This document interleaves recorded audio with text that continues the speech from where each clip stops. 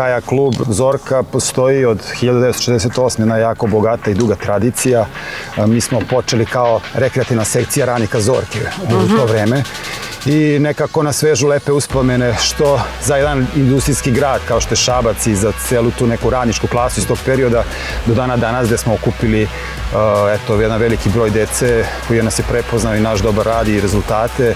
Kad pričamo o rezultatima, možda su najsjajniji to, ne kažem, neko srebrno odličje sa olimpijskih igara iz Rija.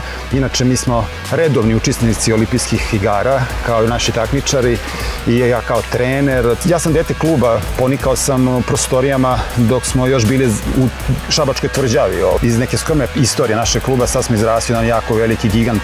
Brojimo preko 100 registrovanih takmičara, što je jedan veliki broj. Za jedan pojedinačan sport kao što je kajak, to sve govori o tome koliko je kajak i lep kao sport i prepoznali su građani naš dobar rad.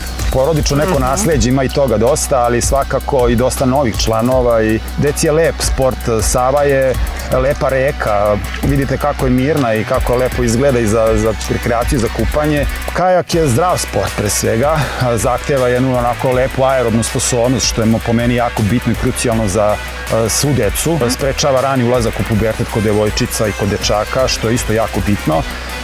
Na vodi je sport, automatski smeša vazduha na nekih metara od visine, to znaju pulmolozi jako dobro. Je dobar benefit za decu koja imaju problema sa disanjem.